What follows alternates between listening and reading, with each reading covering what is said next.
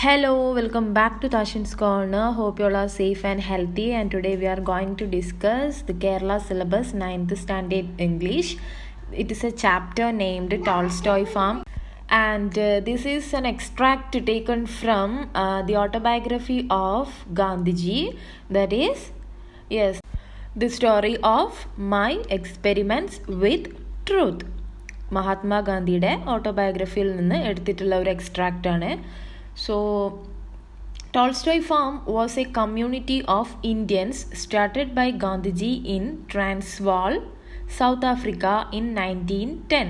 Tolstoy farm എന്ന് പറയുന്നത് ഒരു കമ്മ്യൂണിറ്റിയുടെ പേരാണ്, ഇന്ത്യൻസ് അടങ്ങിയിട്ടുള്ള ഒരു കമ്മ്യൂണിറ്റിയുടെ പേരാണ്. അത് സ്റ്റാർട്ട് ചെയ്തിട്ടുണ്ടായിരുന്നത് ഗാന്ധിജിയാണ് ട്രാൻസ്വാൾ എന്ന് പറയുന്ന സ്ഥലത്ത്, അതായത് സൗത്ത് ആഫ്രിക്കയിലെ ട്രാൻസ്വാളിലായിരുന്നു in 1910. It became the headquarters of the campaign of Satyagraha. Non violence അല്ലേ? നോൺ വയലൻസ് എന്ന് പറഞ്ഞാൽ അതെ, അക്രമരാഹിത്യം. ഇതിന് വേണ്ടിയിട്ട് ഉള്ള ഒരു ക്യാമ്പയിനായിട്ട് പിന്നീട് ടോൾസ്റ്റോയ് ഫാം മാറിയിട്ടുണ്ട് എന്നാണ് പറയുന്നത്.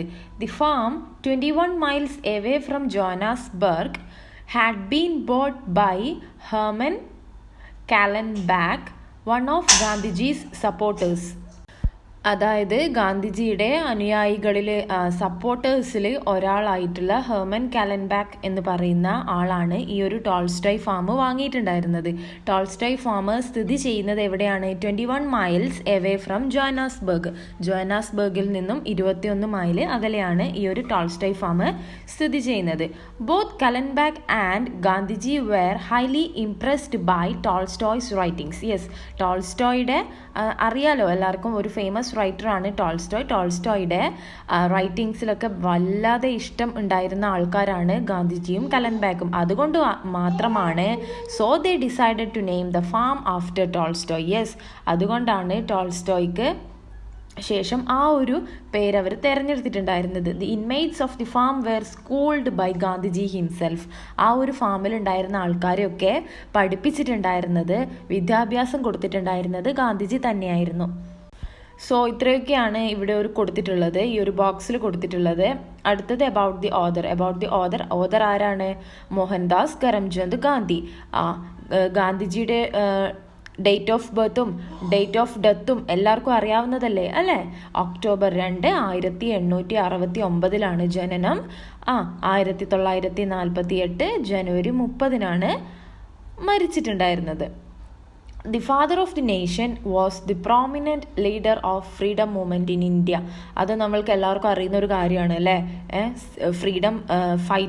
ഫ്രീഡം ഫൈറ്റർ എന്ന് പറയുന്ന സമയത്ത് നമ്മളുടെയൊക്കെ മനസ്സിൽ ആദ്യം തന്നെ വരുന്ന ഒരു പേര് അല്ലെങ്കിൽ ഒരു മുഖം എന്ന് പറയുന്നത് ഒരു കണ്ണടയൊക്കെ വെച്ച് തല മൊട്ടയടിച്ചിട്ടുള്ള ഒരു അപ്പൂപ്പൻ അല്ലേ? അതാരാണ്? യെസ്, ഓഫ് കോഴ്സ് മഹാത്മാഗാന്ധിയാണ്. Non violence was the unique weapon he use to. Yes, non violence എന്നാണ്. നോൺ വയലൻസ് എന്ന ആ ഒരു പ്രതിജ്ഞയിലാണ് അദ്ദേഹം മുന്നോട്ട് കൊണ്ടുപോയിരുന്നത്. നോൺ വയലൻസ് ആണ് അദ്ദേഹത്തിൻ്റെ ആയുധവും അല്ലേ? നോൺ വയലൻസ്, അക്രമരാഹിത്യമായിട്ടുള്ള ആ ഒരു സമരമുറ, അത് മാത്രമായിരുന്നു അദ്ദേഹത്തിൻ്റെ ലക്ഷ്യവും. His ideals of non violence, truth and peace are relevant even today. Yes, ഈ ഒരു സമയത്ത് പോലും നമ്മൾ ഓർക്കുമ്പോൾ, ഗാന്ധിജിയെക്കുറിച്ച് ഓർക്കുന്ന സമയത്ത് നമ്മളുടെ മനസ്സിൽ വരുന്ന കാര്യങ്ങളും ഇതൊക്കെ തന്നെയാണ് അല്ലേ? നോൺ വയലൻസ്, അക്രമരാഹിത്യമായ ഒരു രാജ്യം, അല്ലെങ്കിൽ സത്യസന്ധമായ ഒരു രാജ്യം, സമാധാനപൂർണമായ ഒരു രാജ്യം, ഇതൊക്കെയാണ് ഈ ഒരു കാലഘട്ടത്തിലും റെലവൻ്റ് ആയിട്ട് നമ്മൾ കൊണ്ടു നടക്കുന്നത്. പക്ഷേ ഇപ്പോഴുള്ള ഇന്ത്യ എന്ന് പറയുന്നത് ശരിക്കും മഹാത്മാഗാന്ധി സ്വപ്നം കണ്ടതുപോലെയുള്ളൊരു ഇന്ത്യ അല്ല അല്ലേ? അങ്ങനെ ഒരു ഇന്ത്യ നമുക്ക് നാളെ ലഭിക്കും എന്ന് നമുക്ക് പ്രാർത്ഥിക്കാം അല്ലേ? അപ്പോൾ നമുക്ക് ചാപ്റ്ററിലോട്ട് പോകാം. As the farm grew, it was found necessary to make some provision for the education of its boys and girls. There were among these Hindu, Musalman, Parsi and Christian boys and some Hindu girls. എന്താ പറയുന്നത്? അതായത് ഈ farm, Tolstoy farm വളരുന്നതിനനുസരിച്ച് അവിടുത്തെ കുട്ടികളുടെ വിദ്യാഭ്യാസത്തിൻ്റെ ആവശ്യകതയും കൂടി വന്നു. ടോൾസ്റ്റോയ് ഫാമിൽ മെമ്പേഴ്സ് കൂടി വന്നു. അതുപോലെ തന്നെ ആ ഫാം വലുതായി അല്ലേ? മെമ്പേഴ്സ് കൂടുമ്പോൾ ഓൾമോസ്റ്റ് ഫാമിലി വലുതാകുന്ന പോലെ ഫാമിൽ ഒരുപാട് ആൾക്കാരും വന്നു. അപ്പോൾ അവിടുത്തെ ആൺകുട്ടികൾക്കും പെൺകുട്ടികൾക്കും വിദ്യാഭ്യാസം കൊടുക്കുക എന്ന് പറയുന്നതും വളരെ ഇമ്പോർട്ടൻ്റ് ആയ ഒരു കാര്യമായിട്ട് മാറി. ആ കൂട്ടത്തിൽ എല്ലാ മതക്കാരും ഉണ്ടായിരുന്നു. ഹിന്ദുസ് ഉണ്ടായിരുന്നു, മുസ്ലിംസ് ഉണ്ടായിരുന്നു, പാഴ്സീസ് ഉണ്ടായിരുന്നു, ക്രിസ്ത്യൻസ് ഉണ്ടായിരുന്നു, പിന്നെ കുറച്ച് ഹിന്ദു ഗേൾസും ഉണ്ടായിരുന്നു. It was not possible and I did not think it necessary to engage special teachers for them. എന്താണ് it was not possible, എന്താണ് സാധ്യമായ കാര്യമല്ല. അതുമാത്രമല്ല, എനിക്ക് ഉറപ്പാണ് അത് പ്രധാനവുമല്ല. എന്ത് സ്പെഷ്യൽ ടീച്ചേഴ്സിനെ വെച്ചിട്ട് അവർക്ക് ട്രെയിനിങ് കൊടുക്കുക അല്ലെങ്കിൽ അവർക്ക് വിദ്യാഭ്യാസം കൊടുക്കുക എന്ന് പറയുന്നത് സാധ്യമായ കാര്യവുമല്ല. അതിന് അത്ര വലിയൊരു ഇമ്പോർട്ടൻസ് ഉണ്ട് എന്നതും എനിക്ക് തോന്നിയിട്ടില്ല. ഇതൊക്കെ പറയുന്നത് മഹാത്മാഗാന്ധിയാണ്. അപ്പോൾ ഈ ഓരോ സെൻറ്റൻസസ് വായിക്കുമ്പോഴും നമ്മൾ ഗാന്ധിജി പറയുന്നതായിട്ട് മനസ്സിൽ ചിന്തിക്കുക. It was not possible for qualified Indian teachers were scarce and even when available, none would be ready to go to a place 21 miles distant from Johannesburg on a small salary. പിന്നെ എന്താണ്, qualified ആയിട്ടുള്ള Indian ടീച്ചേഴ്സും ഒരിക്കലും അങ്ങനെ ഒരു സ്ഥലത്ത് പോയിട്ട് കുട്ടികളെ പഠിപ്പിക്കില്ല അല്ലേ. അതുമാത്രമല്ല, എന്താണ്, ചെറിയ സാലറിയിൽ അത്രയും ദൂരെ പോയിട്ട് ജോഹന്നാസ്ബർഗിൽ നിന്നും 21 മൈൽ അകലെയുള്ള ഒരു ഫാമിൽ പോയിട്ട് അവിടുത്തെ അന്തേവാസികളായ കുട്ടികൾക്ക് വേണ്ടിയിട്ട് വിദ്യാഭ്യാസം കൊടുക്കും, അല്ലെ അവർക്ക് പഠിപ്പിച്ചു കൊടുക്കും എന്നതും അതും ഒരിക്കലും നടക്കാത്ത കാര്യമാണ്. അതുകൊണ്ട് തന്നെയാണ് മഹാത്മാഗാന്ധി തന്നെ അവിടെ ടീച്ചറായിട്ട് വന്നത്. ഇവിടെ പ്രധാനമായിട്ടും നിങ്ങൾ ഓർത്തിരിക്കേണ്ട ഒരു കാര്യം എന്ന് പറയുന്നത്, ഫാം എന്നത് നമ്മൾക്ക് എല്ലാവർക്കും അറിയാം എന്താണ്. അഗ്രികൾച്ചർ, കൃഷി സംബന്ധമായ കാര്യങ്ങളും പിന്നെ കന്നുകാലി വളർത്തലുകളും പക്ഷി, കോഴി അങ്ങനെയുള്ള കാര്യങ്ങളൊക്കെ വളർത്തുന്ന ഒരു സ്ഥലമാണ് നമ്മൾ ഫാം എന്നുകൊണ്ട് ഉദ്ദേശിക്കുന്നത്. പക്ഷേ ഇവിടെ ഫാം എന്നുകൊണ്ട് ഉദ്ദേശിക്കുന്നത് അന്തേവാസികൾക്ക്, അതായത് പാവപ്പെട്ട കുട്ടികൾക്ക്, ഒരു നിർധനരായ കുട്ടികൾക്ക് ഒരു പാർപ്പിടം, അതാണ് ഇവിടെ ഫാം കൊണ്ട് ഉദ്ദേശിക്കുന്നത്. ആ ഒരു സെൻസിൽ ആയിരിക്കണം നിങ്ങൾ ഈ ഫാമിനെ കാണേണ്ടത്. Also we were certainly not overflowing with money. അത് മാത്രമല്ല, നമ്മുടെ കയ്യിൽ അധികം പണവും ഉണ്ടായിരുന്നില്ല. And I did not think it necessary to import teachers from outside the farm. പുറത്തു നിന്നും ടീച്ചേഴ്സിനെ ഇങ്ങോട്ട് കൊണ്ടുവരാൻ, ഇമ്പോർട്ട് എന്ന് വെച്ച് കഴിഞ്ഞാൽ ഇറക്കുമതി ചെയ്യുക, അങ്ങനെ ചെയ്യാൻ ഒരു ആവശ്യം ഉള്ളതായിട്ട് എനിക്ക് തോന്നിയിട്ടുമില്ല. I did not believe in the existing system of education. ഇപ്പോൾ ഉള്ള നിലവിലുള്ള വിദ്യാഭ്യാസ നയത്തെക്കുറിച്ച് അല്ലെങ്കിൽ വിദ്യാഭ്യാസ നയം എന്നതിൽ എനിക്ക് വലിയ വിശ്വാസവും ഇല്ല. And I had a mind to find out by experience and experiment the true system. എൻ്റെ മനസ്സിൽ എന്താണ് വിദ്യാഭ്യാസം എന്ന് പറയുന്നത്? Experience, find out by experience, അനുഭവങ്ങളിലൂടെയും ആൻഡ് എക്സ്പെരിമെൻറ്റ്, പരീക്ഷണങ്ങളിലൂടെയും കണ്ടെത്തുക എന്നതാണ്. അതായിരിക്കും ഒരു ട്രൂ സിസ്റ്റം, ഒരു നല്ലൊരു വിദ്യാഭ്യാസം എന്ന് പറയുന്നത് അതായിരിക്കും.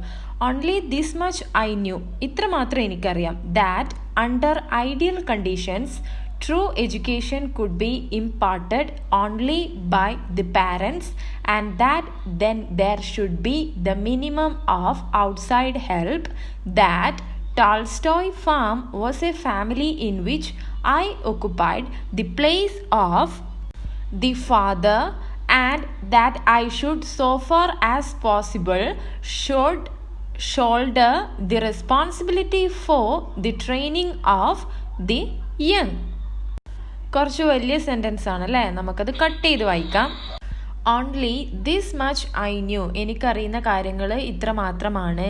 ഒന്നാമത്തേത്, അണ്ടർ ഐഡിയൽ കണ്ടീഷൻസ്, മാതൃകാപരമായ സാഹചര്യങ്ങളിൽ true education could be imparted only by the parents. യഥാർത്ഥ വിദ്യാഭ്യാസം, അതായത് സത്യസന്ധമായ വിദ്യാഭ്യാസം എന്ന് പറയുന്നത് കൊടുക്കാൻ സാധിക്കുന്നത് ആർക്ക് മാത്രമാണ്? മാതാപിതാക്കൾക്ക് മാത്രമാണ്. And that then there should be the minimum of outside help. imparted എന്ന് പറയുന്നത് പകർന്നു കൊടുക്കുക, കമ്മ്യൂണിക്കേറ്റ് ഓർ ഷെയർ നോളജ്, ഒരാൾക്കുള്ള അറിവ് മറ്റൊരാൾക്ക് പകർന്നു കൊടുക്കുക, അതാണ് ഇമ്പാർട്ടഡ് എന്നുകൊണ്ട് ഉദ്ദേശിക്കുന്നത്. ഐഡിയൽ എന്ന് വെച്ചാൽ പെർഫെക്റ്റ് ആയിട്ടുള്ള, അത്രയും നല്ല സത്യസന്ധമായിട്ടുള്ള ഒരു കാര്യം, അത്രയും പെർഫെക്റ്റ് ആയിട്ടുള്ള ഒരു കാര്യം. ഓക്കെ, അത്തരം സാഹചര്യങ്ങളിൽ പുറത്തു നിന്ന് ലഭിക്കുന്ന വിദ്യാഭ്യാസം, അതായത് and that there should be the minimum of outside help. പുറത്തു നിന്ന് ലഭിക്കുന്ന വിദ്യാഭ്യാസത്തിൻ്റെ ആവശ്യകത എന്ന് പറയുന്നത് വളരെ കുറച്ച് മാത്രമാണ്. That Tolstoy farm was A family. Yes, Tolstoy farm എന്ന് പറയുന്നത് ഒരു കുടുംബമാണ് അല്ലേ. In which I occupied the place of the father. Yes, അവിടെ ആരാണ് രക്ഷിതാവ്? ഞാനാണ്, മഹാത്മാഗാന്ധിയാണ് ആ ഒരു അച്ഛൻ്റെ സ്ഥാനം വഹിക്കുന്നത്, മഹാത്മാഗാന്ധിയാണ്. And that I should so far as possible shoulder the responsibility for the training of the young. Yes, എൻ്റെ ചുമലിലാണ്, എൻ്റെ റെസ്പോൺസിബിലിറ്റിയാണ് ആ ഗേൾസിനും ബോയ്സിനും ട്രെയിനിങ് കൊടുക്കുക എന്ന് പറയുന്നത് എൻ്റെ ഉത്തരവാദിത്തമാണ്, എൻ്റെ ചുമലിലാണ് ആ ഒരു ഉത്തരവാദിത്തം ഉള്ളത്. അതായത് ഇത്രയേ ഉള്ളൂ ഈ ഒരു സെൻറ്റൻസ് പറയുന്നത്. നല്ല വിദ്യാഭ്യാസം മക്കൾക്ക് കൊടുക്കാൻ സാധിക്കുന്നത് രക്ഷിതാക്കൾക്ക് മാത്രമാണ്. ആ ഒരു സന്ദർഭത്തിൽ പുറത്തുള്ള വിദ്യാഭ്യാസം, പുറത്തുനിന്ന് ലഭിക്കുന്ന വിദ്യാഭ്യാസം എന്ന് പറയുന്നത് മിനിമമാണ്. അതായത് അതിൻ്റെ ആവശ്യകത ഇല്ല. അത്രയും നല്ല വിദ്യാഭ്യാസം പാരൻസിന് മാത്രമേ കൊടുക്കാൻ സാധിക്കൂ. ഈ ടോൾസ്റ്റോയ് ഫാമിൽ ഫാദർ എന്ന സ്ഥാനം വഹിക്കുന്നത് ഞാനാണ്. സോ ആ ഒരു റെസ്പോൺസിബിലിറ്റി, മക്കളെ നല്ല രീതിയിൽ വിദ്യാഭ്യാസം കൊടുത്ത് വളർത്തുക എന്ന് പറയുന്ന ആ ഒരു റെസ്പോൺസിബിലിറ്റി എൻ്റെ ചുമലിലാണ്. ഇത്രയേ ഉള്ളൂ. ഈ ഒരു വലിയ സെൻറ്റൻസ് ആണ്, പക്ഷേ അർത്ഥം അത്രയേ ഉള്ളൂ. So to the next. The conception no doubt was not without it flaws. All the young people had not been with me since their childhood. They had been brought up in different conditions and environments, and they did not belong to the same religion. The conception no doubt was not without its flaws എന്ന് പറഞ്ഞാൽ മുന്നേ പറഞ്ഞിട്ടുള്ളൊരു വിദ്യാഭ്യാസ രീതി ഉണ്ടല്ലോ, ആ ഒരു വിദ്യാഭ്യാസ നയം എന്നത് കൊണ്ടുവരുന്ന സമയത്ത്, അങ്ങനെ ഒരു ഐഡിയ കൊണ്ടുവരുന്ന സമയത്ത് നിസ്സംശയം പറയാൻ സാധിക്കും അതിന് ഫോൾട്ടൊന്നും ഇല്ല എന്നത് ശരിക്കും നമുക്ക് പറയാൻ സാധിക്കില്ല എന്നതാണ് ഈ ഒരു സെൻറ്റൻസ്. അതായത് ഉറപ്പായിട്ടും എന്തെങ്കിലും ഒരു ഡ്രോബാക്ക് ഉണ്ടാകും. All the young people had not been with me since their childhood. ഈ ടോൾസ്റ്റോയ് ഫാമിലുള്ള ആൾക്കാർ, യൂത്ത് ആയിട്ടുള്ള ചെറുപ്പക്കാർ എല്ലാവരും എൻ്റെ കൂടെ അവരുടെ കുട്ടിക്കാലം മുതലേ, അവരുടെ ബാല്യം മുതലേ എൻ്റെ കൂടെ ഉണ്ടായിരുന്ന ആൾക്കാരല്ല. They had been brought up in different conditions. അവർ പല പല സാഹചര്യങ്ങളിലും വളർന്ന ആൾക്കാരാണ്, പല പല ചുറ്റുപാടുകളിലും വളർന്ന ആൾക്കാരാണ്. And they did not belong to the same religion. അത് മാത്രമല്ല അവരെല്ലാവരും പല മതസ്ഥരാണ് അല്ലെ. How could I do full justice to the young people thus circumstanced even if I assumed the place of pater familias. അതായത് ഇത്തരം സാഹചര്യത്തിൽ പല രീതിയിൽ വളർന്നു വന്ന കുട്ടികൾ, പല മതസ്ഥരായിട്ടുള്ള കുട്ടികൾ, ഇവരോടൊക്കെ എങ്ങനെ ഞാൻ നീതി പുലർത്തും, കംപ്ലീറ്റ് ആയിട്ടുള്ള ജസ്റ്റിസ് അവർക്ക് എങ്ങനെ കൊടുക്കും. Even if I assumed the place of pater familias. കുടുംബത്തിലെ മുതിർന്ന ഒരാൾ അല്ലെങ്കിൽ ഇവരുടെയൊക്കെ രക്ഷിതാവ് എന്ന ആ ഒരു സ്ഥാനം ഞാൻ വഹിക്കുന്നുണ്ടെങ്കിലും ഇവരോടൊക്കെ എത്രമാത്രം നീതി പുലർത്താനാവും, എങ്ങനെ നീതി പുലർത്താനാകും എന്നതൊരു ചോദ്യചിഹ്നമാണ് അല്ലെ, അതൊരു ക്വസ്റ്റ്യൻ മാർക്കാണ്. But I had always given the first place to the culture of the heart or the building of character, and as I felt confident that moral training could be given to all alike, no matter how different their ages and their upbringing, I decided to live amongst them all the 24 hours of the day as their father.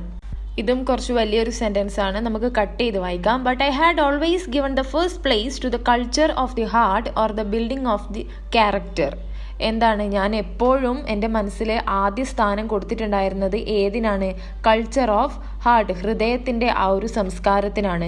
Or the building of character, സ്വഭാവ രൂപീകരണത്തിനാണ്. വിദ്യാഭ്യാസം എന്നതുകൊണ്ട് ഞാൻ ഉദ്ദേശിക്കുന്നത്, അല്ലെങ്കിൽ അങ്ങനെ വിദ്യാഭ്യാസം എന്ന് പറയുമ്പോൾ ആദ്യം തന്നെ എൻ്റെ മനസ്സിൽ വരുന്ന രണ്ട് കാര്യങ്ങൾ ഹൃദയത്തിൻ്റെ സംസ്കാരത്തെക്കുറിച്ചാണ്, പിന്നെ സ്വഭാവ രൂപീകരണത്തെക്കുറിച്ചും ആണ്.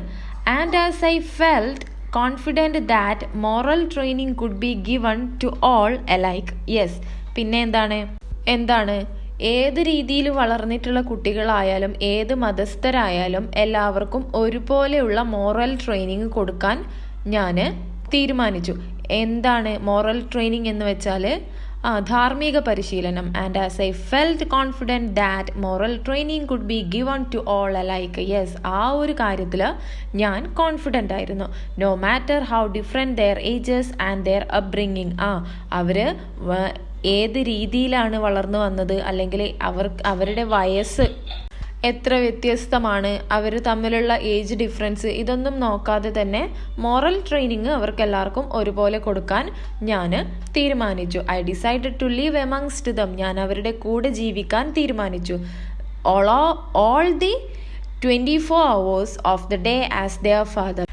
ഒരു ദിവസത്തിൽ 24 മണിക്കൂറും അവരുടെ കൂടെ അവരുടെ അച്ഛനായിട്ട് ജീവിക്കാൻ ഞാൻ തീരുമാനിച്ചു. എങ്കിൽ മാത്രമേ അവർക്ക് ധാർമ്മികമായിട്ടുള്ള ഒരു പരിശീലനം കൊടുക്കാൻ ലഭിക്കൂ, അല്ലേ? അല്ലാതെ ധാർമ്മിക പരിശീലനം എന്ന് ഉദ്ദേശിക്കുന്നത് അവരുടെ സ്വഭാവ രൂപീകരണം, സംസ്കാരം എല്ലാം വരും. അപ്പോൾ അതൊരു ടീച്ചർ കൊടുക്കുന്നതിനേക്കാൾ നല്ലത് ഒരു അച്ഛൻ കൊടുക്കുന്നതാണ്. അതുകൊണ്ട് തന്നെ ഞാൻ 24 മണിക്കൂറും അവരുടെ കൂടെ ജീവിച്ച് അവർക്ക് അത്തരത്തിലുള്ള ഒരു ട്രെയിനിങ് കൊടുക്കാൻ തീരുമാനിച്ചു. I regarded character building as the proper foundation for their education. അതായത് സ്വഭാവ രൂപീകരണമാണ് ഒരു കുട്ടിയുടെ ക്യാരക്ടർ ബിൽഡ് ചെയ്യാൻ വേണ്ടിയിട്ട് വേണ്ടത് എന്നത് എനിക്ക് അറിയായിരുന്നു. അതായിരുന്നു എൻ്റെ പരിഗണനയിൽ ആദ്യം ഉണ്ടായിരുന്നത്. I regarded character building as the proper foundation. സ്വഭാവ രൂപീകരണമാണ് ഒരു വിദ്യാഭ്യാസത്തിൻ്റെ അടിസ്ഥാനം എന്നത് എൻ്റെ പരിഗണനയിലുണ്ടായിരുന്നു. And if the foundation was firmly laid, ആ ഒരു ഫൗണ്ടേഷൻ എന്ന് പറയുന്ന ആ ഒരു അടിത്തറ എന്ന് പറയുന്നത് നല്ല രീതിയിൽ ചെയ്തിട്ടുണ്ടെങ്കിൽ I was sure that the children could learn all the other things themselves. എനിക്ക് ഉറപ്പായിരുന്നു ആ ഒരു അടിത്തറ നൽകിയിട്ടുണ്ടെങ്കിൽ, സ്വഭാവ രൂപീകരണത്തിൻ്റെ അടിത്തറ ഞാൻ നൽകിയിട്ടുണ്ടെങ്കിൽ ബാക്കിയുള്ള കാര്യങ്ങളൊക്കെ അവർ സ്വയം പഠിച്ചെടുത്തോളും. Or with the assistance of friends, അല്ലെങ്കിൽ കൂട്ടുകാരിൽ നിന്നും പഠിക്കും. അതിനു വേണ്ടിയിട്ട് ഞാൻ ചെയ്യേണ്ടത് എന്താണെന്ന് വെച്ചാൽ സ്വഭാവ രൂപീകരണത്തിൻ്റെ ആ ഒരു അടിത്തറ നല്ല കറക്റ്റായിട്ട് ലേ ചെയ്ത് വെക്കുക. ഓക്കെ, അടിത്തറ പാകി വെക്കുക. അതാണ് മഹാത്മാഗാന്ധി ടോൾസ്റ്റോയ് ഫാമിലെ ബോയ്സിനും ഗേൾസിനും വേണ്ടി കാത്തു സൂക്ഷിച്ചിരുന്ന ആ ഒരു അടിസ്ഥാന വിദ്യാഭ്യാസം എന്ന് പറയുന്നത്. But as I fully appreciated the necessity of a literary training in addition, I started some classes with the help of Mr. Kallenbach and Shriyut Pragji Desai. എന്താ പറയുന്നത്? ഈ ഒരു ധാർമ്മിക വിദ്യാഭ്യാസത്തിന് പുറമേ ലിറ്റററി ട്രെയിനിങ് കൂടി കൊടുക്കണം. ഭാഷാ സാഹിത്യത്തിലുള്ള ഒരു പ്രാവീണ്യം കൂടി അവർക്ക് കൊടുക്കേണ്ടതായിട്ട് വന്നു. അതെനിക്ക് മനസ്സിലായി. അതും കൂടി ഇമ്പോർട്ടൻ്റ് ആണ്. അപ്രീഷിയേറ്റഡ് എന്നുകൊണ്ട് ഉദ്ദേശിക്കുന്നത് ഇവിടെ അണ്ടർസ്റ്റാൻഡ് അല്ലെങ്കിൽ ബി അവെയർ ഓഫ് എന്നതാണ്. അതുകൊണ്ട് തന്നെ അതിനൊരു എനിക്ക് മനസ്സിലായി ആ ഒരു ഭാഷാ സാഹിത്യത്തിലുള്ള ഒരു പ്രാവീണ്യം കൂടി എൻ്റെ കുട്ടികൾ നേടണം. അതുകൊണ്ട് തന്നെ I started some classes with the help of mister Kallenbach and Shriyut Pragji Desai. Mister കലൻബാച്ചിൻ്റെയും പിന്നെ അത് മാത്രമല്ല ശ്രീയുത് പ്രാഗ്ജി ദേശായിയുടെ നേതൃത്വത്തിൽ ഞാൻ ക്ലാസ് സ്റ്റാർട്ട് ചെയ്തു. ഇവിടെ നമുക്ക് കാണാൻ സാധിക്കും SJT. SJT എന്നത് ശ്രീയുത് എന്ന് പറയുന്ന SRIJUT, ഇതാണ് അതിൻ്റെ സ്പെല്ലിങ്. പക്ഷേ പ്രൊനൗൺസ് ചെയ്യുന്നത് ശ്രീയുത് എന്നാണ്. ഈ ഒരു വേർഡ് എന്ന് പറയുന്നത് ഒരു ടൈറ്റിലാണ്. എന്തിനാന്ന് വെച്ചാൽ ഇന്ത്യയിൽ ഹിന്ദു നെയിംസിൻ്റെ മുന്നേ, അതായത് നമ്മൾ ശ്രീ എന്നൊക്കെ നമ്മൾ കോമൺ ആയിട്ട് യൂസ് ചെയ്യും, അല്ലെ? നമുക്ക് പറയാൻ സാധിക്കും ശ്രീമാൻ ശ്രീമതി എന്നൊക്കെ പറയുന്നത് പോലെ ഹിന്ദു നെയിംസിൻ്റെ മുന്നേ കൊടുക്കുന്ന ഒരു ഹോണറബിൾ ടൈറ്റിൽ, അത്രയേ ഉള്ളൂ. നമ്മൾ മിസ്റ്റർ മിസ്സിസ് എന്നൊക്കെ പറയുന്നത് പോലെയാണ്. അതിൻ്റെ സ്പെല്ലിംഗ് ഒന്ന് നോക്കുക. ശ്രീയുത് എന്നാണ് പ്രൊനൗൺസിയേഷൻ എങ്കിലും അതിൻ്റെ സ്പെല്ലിംഗ് SRIJUT എന്നതാണ്. സോ ഇവരുടെ രണ്ടുപേരുടെയും നേതൃത്വത്തിൽ ഗാന്ധിജി എന്ത് ചെയ്തു? ലിറ്റററി ട്രെയിനിങ്ങും കൂടി കുട്ടികൾക്ക് കൊടുക്കാൻ തീരുമാനിച്ചു. Nor did I underrate the building up of the body എന്ന് വെച്ചാൽ എന്താണ്? ഈ ഒരു വിദ്യാഭ്യാസത്തിൻ്റെ സമയത്ത് പോലും ഞാൻ ബോഡി ബിൽഡിംഗ്, അതായത് വ്യായാമം എന്നത് മാറ്റിവെച്ചിട്ടില്ല എന്ന് വെച്ചാൽ അണ്ടർ റേറ്റ് എന്ന് വെച്ചാൽ അണ്ടർ എസ്റ്റിമേറ്റ് അല്ലെങ്കിൽ ഡീവാല്യൂ, അതിന് നിസ്സാര വില മാത്രമായിട്ട് കൊടുത്തിട്ടില്ല, അതിനും ഇമ്പോർട്ടൻസ് കൊടുത്തിട്ടുണ്ടായിരുന്നു. This they got in the course of their daily routine. ഇത് നിത്യേനയുള്ള അവരുടെ ജീവിതചര്യയിൽ നിന്നും അവർക്ക് ലഭിച്ചിട്ടുള്ളതാണ് ഈ ഒരു വ്യായാമം എന്ന് പറയുന്നത്. എങ്ങനെ? For there were no servants on the farm. അത് കാരണം എന്താണ്? ആ ഫാമില് സെർവൻസ് ഇല്ലായിരുന്നു. And all the work from cooking down to scavenging was done by the inmates. Yes, എല്ലാവിധ വർക്കുകളും കുക്കിംഗ് മുതൽ സ്കേവെഞ്ചിങ് വരെ. സ്കേവെഞ്ചിങ് എന്ന് വെച്ചാൽ ക്ലീനിങ്, വൃത്തിയാക്കുക. സോ ക്ലീനിങ് ആകട്ടെ, കുക്കിംഗ് ആകട്ടെ, അങ്ങനെ എല്ലാ വർക്കും ചെയ്തിട്ടുണ്ടായിരുന്നത് ആരാണ്? Was done by the inmates. ആ ഫാമിലുള്ള അന്തേവാസികൾ തന്നെയാണ് ഇതൊക്കെ ചെയ്തിട്ടുണ്ടായിരുന്നത്. അതുകൊണ്ട് അവർക്ക് വ്യായാമം എന്ന് പറയുന്നത് സെപ്പറേറ്റ് ആയിട്ട് ചെയ്യേണ്ട കാര്യമില്ല. ഡെയിലി ഉള്ള വർക്കിൽ നിന്ന് തന്നെ അവർക്ക് ആ ഒരു കാര്യം ലഭിക്കുന്നുണ്ടായിരുന്നു. അപ്പോൾ ഈ ടോൾസ്റ്റോയ് ഫാമിലുള്ള ഇൻമേറ്റ്സിന് ഏതൊക്കെ രീതിയിലുള്ള വിദ്യാഭ്യാസമാണ് ഇപ്പോൾ ഗാന്ധിജി കൊടുത്തുകൊണ്ടിരിക്കുന്നത്? First of all character building, അല്ലേ? ധാർമ്മികമായിട്ടുള്ള ഒരു വിദ്യാഭ്യാസം നൽകുന്നത് വഴി ക്യാരക്ടർ ബിൽഡ് ചെയ്യാൻ വേണ്ടി സഹായിക്കുന്നുണ്ട്. പിന്നെ ലിറ്റററി ട്രെയിനിങ് കൊടുക്കുന്നുണ്ട്. അതിന് പുറമെ ഇപ്പോൾ എന്താണ് അടുത്തതായിട്ട് building up of the body. അതിന് വേണ്ടിയിട്ട് എല്ലാ വർക്ക്സും ആരാണ് ചെയ്യുന്നത്? അവിടുത്തെ ഇൻമേറ്റ്സ് തന്നെയാണ് ചെയ്യുന്നത്. ചുരുക്കി പറഞ്ഞ എല്ലാവിധ കാര്യങ്ങളിലും ഉള്ളൊരു പ്രാവീണ്യം അല്ലെങ്കിൽ ഒരു അടിസ്ഥാന വിദ്യാഭ്യാസമെങ്കിലും ഗാന്ധിജി അവിടുത്തെ ഇൻമേറ്റ്സിന് കൊടുക്കുന്നുണ്ട്. There were many fruit trees to be looked after and enough gardening to be done as well. എന്താണ്? ആ ടോൾസ്റ്റോയ് ഫാമില് ഒരുപാട് ഫ്രൂട്ട് ട്രീസ് ഉണ്ടായിരുന്നു, അല്ലെ? പഴങ്ങൾ കായ്ക്കുന്ന മരങ്ങൾ ഉണ്ടായിരുന്നു. To be looked after, protect ചെയ്യപ്പെടേണ്ടതായിട്ട്, അതായത് നോക്കി പരിപാലിക്കേണ്ടതായിട്ടുള്ള ഒരുപാട് ഫ്രൂട്ട് ട്രീസ് ആ ഒരു ടോൾസ്റ്റോയ് ഫാമിൽ ഉണ്ടായിരുന്നു.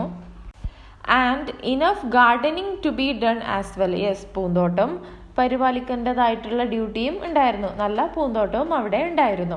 Mister Kallenbach was fond of gardening and had gained some experience of this work in one of the governmental model gardens. എന്താണ്?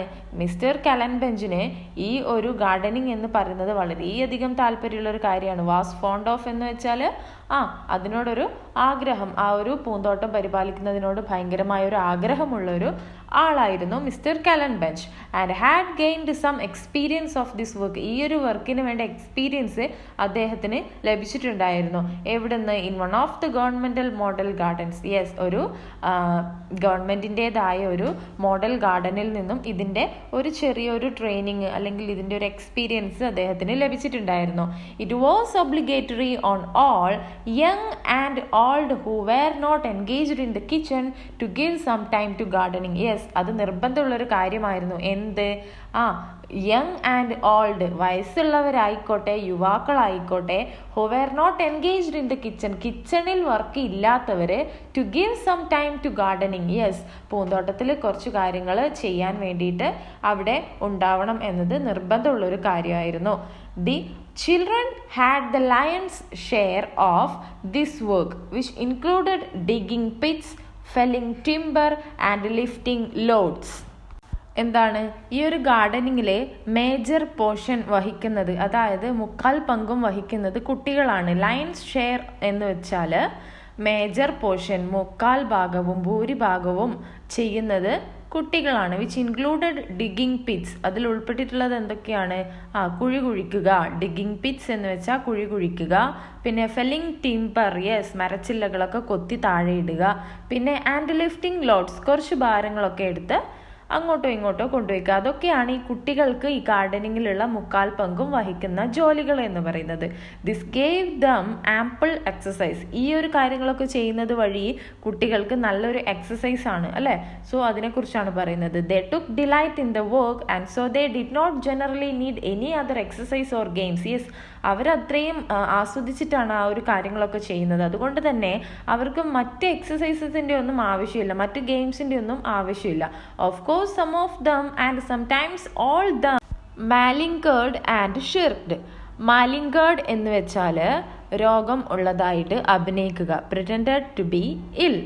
ഷിർക്ഡ് എന്ന് വെച്ചാൽ അവോയ്ഡിങ് ഡ്യൂട്ടീസ്, അതായത് ജോലി ചെയ്യുന്നത് ഒഴിവാക്കി നിർത്തുക. ഈ ഒരു സമയത്ത് ഒരു കള്ളക്കളിയൊക്കെ കളിക്കും കുട്ടികൾ, അസുഖമുള്ളതായിട്ട് അഭിനയിക്കും, പിന്നെ ജോലികളൊക്കെ ഒഴിവാക്കും. ചില സമയത്ത് ചെയ്യാൻ കുറച്ച് മടിയായിരിക്കും.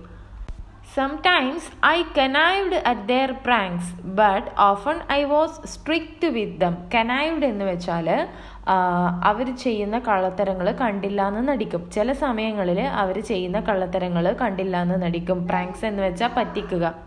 ഈ രോഗം അഭിനയിക്കുന്നതും ജോലിയിൽ നിന്ന് വിട്ടുമാറി നിൽക്കുന്നതും ഒക്കെ അവർ ചില സമയത്ത് ചെയ്യുന്ന കാര്യങ്ങളൊക്കെ ഞാൻ കണ്ടില്ല എന്ന് നടിക്കും. പക്ഷേ but often I was strict with them. പക്ഷേ മിക്കപ്പോഴും ഞാൻ അവരോട് നല്ല സ്ട്രിക്റ്റ് ആയിട്ടാണ് പെരുമാറിയിട്ടുണ്ടായിരുന്നത്. I dare say they did not like the strictness but I do not recollect their having resisted it. എന്താണ്, ഞാൻ ഇവരോടൊക്കെ സ്ട്രിക്റ്റ് ആയിട്ടാണ് പെരുമാറുന്നത് എങ്കിലും അവർക്ക് ഇതൊന്നും ഇഷ്ടമില്ല എന്നുള്ളത് എനിക്ക് ധൈര്യപൂർവ്വം പറയാൻ സാധിക്കും. കാരണം ചില സമയത്ത് they did not like the strictness, അവർ സ്ട്രിക്ട്നെസ് ഇഷ്ടപ്പെടുന്നില്ല. ആരായാലും സ്ട്രിക്ട്നെസ് ഇഷ്ടപ്പെടില്ല അല്ലേ? But I do not recollect their having resisted it. പക്ഷേ എനിക്ക് റികളക്ട് ചെയ്യാൻ സാധിക്കുന്നില്ല, എനിക്ക് ഓർമ്മയിൽ വരുന്നില്ല അവരതിനെ എതിർത്തതായിട്ട്. കാരണം പറയുന്ന കാര്യങ്ങളൊക്കെ അവരനുസരിക്കും, പക്ഷേ അവർക്ക് ചില സമയത്ത് ഇഷ്ടപ്പെടാറില്ല ഈ strictness. Whenever I was strict, ഞാൻ സ്ട്രിക്റ്റ് ആകുന്ന സമയത്തൊക്കെ I would by argument convince them that it was not right to play with one's work. Yes, അവരോട് പറയും ഒരാളുടെ ജോലി വെച്ചിട്ട് ഇങ്ങനെ കളിക്കാൻ പാടില്ല, അതൊക്കെ പറഞ്ഞിട്ട് അവരെ മനസ്സിലാക്കും. അതായത് വൺസ് വർക്ക് എന്നുകൊണ്ട് ഉദ്ദേശിക്കുന്നത് ഒരാളുടെ ഉത്തരവാദിത്വത്തിൽ നിന്നും ഇങ്ങനെ പിന്മാറാൻ പറ്റില്ല, അത് അത്ര ഒരു നല്ല കാര്യമല്ല എന്നത് ബൈ ആർഗ്യുമെന്റ്, ഒരു തർക്കത്തിലൂടെ ഞാൻ അവരെ പറഞ്ഞ് മനസ്സിലാക്കും. The conviction would however be short lived. The next moment they would again leave their work and go to play.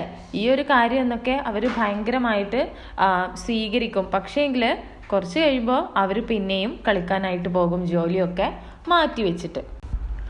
All the same, we got along and at any rate they built up fine physics.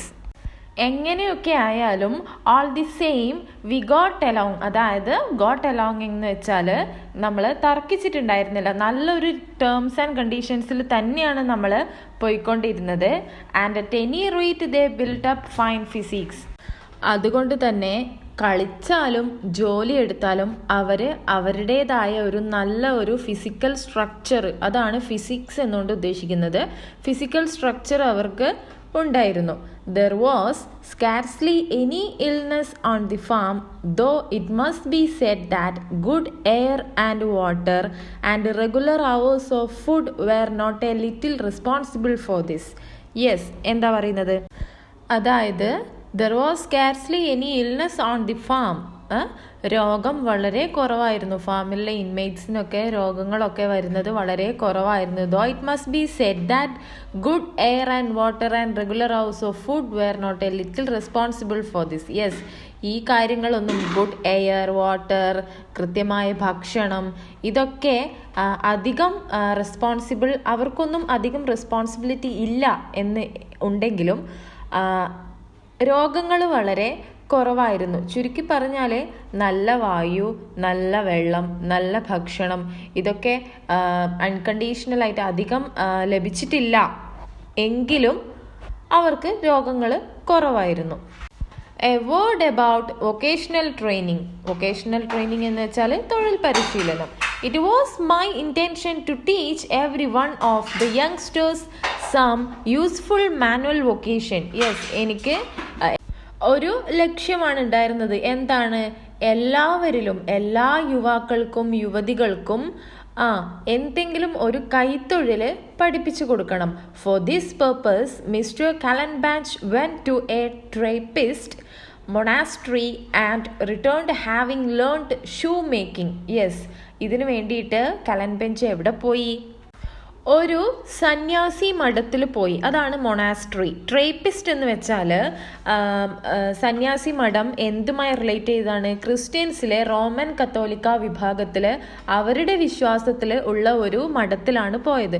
So അതാണ് Trappist എന്നുകൊണ്ട് ഉദ്ദേശിക്കുന്നത്. Trappist means it is related to the belief of Roman Catholics. അവിടെ പോയിട്ട് എന്ത് പഠിച്ചു? Learned shoe making. അവിടെ പോയിട്ട് shoe making പഠിച്ചു. I learned it from him. ഞാനത് അദ്ദേഹത്തിൽ നിന്നും പഠിച്ചു. And taught the art to such as were ready to take it up. Yes, അത് മറ്റുള്ളവരിലേക്കും ഞാൻ പകർന്നു കൊടുത്തു, പഠിപ്പിച്ചു കൊടുത്തു. Mister Kallenbach had some experience of carpentry. Yes, carpentry എന്ന ആ ഒരു വർക്കിലും കലൻബെഞ്ചിന് കുറച്ച് അനുഭവ സമ്പത്തൊക്കെ ഉണ്ടായിരുന്നു. And there was another inmate who new it. Yes, നമ്മളുടെ അന്തേവാസികളിൽ ഒരാൾക്കും ഈ കാർപ്പൻട്രി അറിയായിരുന്നു. സോ അതുകൊണ്ട് തന്നെ എന്ത് ചെയ്തു? And there was so we had a small class in carpentry. കാർപ്പൻട്രിയിലും ഒരു കുഞ്ഞു ക്ലാസ് സെറ്റപ്പ് ചെയ്തു. Cooking almost all the youngsters knew. Yes, ഈ എല്ലാ യുവാക്കൾക്കും എന്തറിയാം? കുക്കിംഗ് അറിയാമായിരുന്നു. All this was new to them. ഈ കാർപ്പൻട്രി ആയാലും ഷൂ മേക്കിംഗ് ആയാലും എല്ലാ കാര്യങ്ങളും ഈ യങ്സ്റ്റേഴ്സിന് കുറച്ച് പുതുമയുള്ളൊരു കാര്യമായിരുന്നു. They had never even dreamed that they would have to learn these things someday. Yes, അവരെ ഒരിക്കലും സ്വപ്നത്തിൽ പോലും വിചാരിച്ചിട്ടുണ്ടായിരുന്നില്ല ഈ കാര്യങ്ങളൊക്കെ പഠിക്കാൻ സാധിക്കും, പഠിക്കും എന്നതൊക്കെ, ഒരു ദിവസം നമ്മളിതൊക്കെ പഠിക്കും എന്നത് അവർ സ്വപ്നത്തിൽ പോലും വിചാരിക്കാത്ത കാര്യങ്ങളായിരുന്നു. For generally the only training that Indian children received in South Africa was in the 3 R's. Yes,